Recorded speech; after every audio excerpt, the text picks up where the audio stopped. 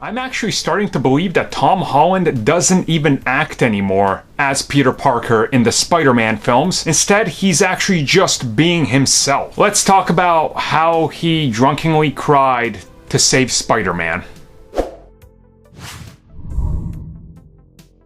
Now, as you guys will recall, right there before D23 earlier this year, things were getting out of hand and we got those rumors. Spider-Man is out of the MCU. All of us nerds that love MCU Spider-Man, we were actually crying. It was hard times. It was hard times.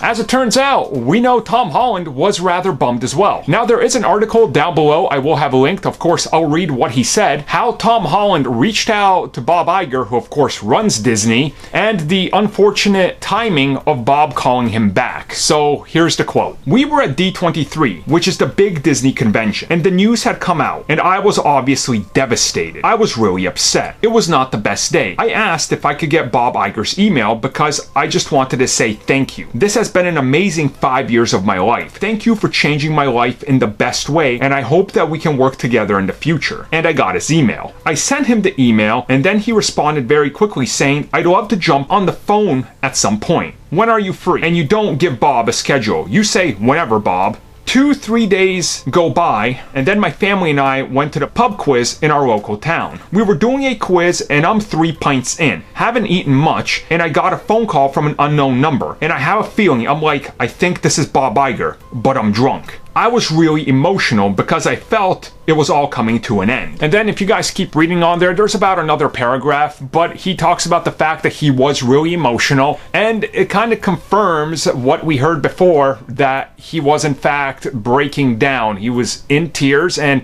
he just wanted to try to save Spider-Man, and he begged Bob Iger. He begged him to try to reach out to Tom Rothman to try to work out some sort of deal to keep Spider-Man in the MCU.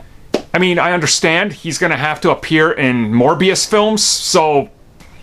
And obviously he's seen how Spider-Man has been treated by Sony in the past, so you never know what could happen. He could literally be fired one day and everything is over and they're deciding to reboot everything just because it's Sony. And obviously some of their other franchises have not been big successes. And the MCU, like it or not, is the biggest franchise in the world, and he was a part of it. But yeah, what unfortunate timing, you know, to get the call when you're drunk. But hey, it's another Tom Holland story, right? Like, what can you say? It literally seems like a scenario that would happen in Spider-Man. He's out drinking because he legally can as Peter Parker now, and here calls the new Captain America needing help from you. That's essentially what happened in real life.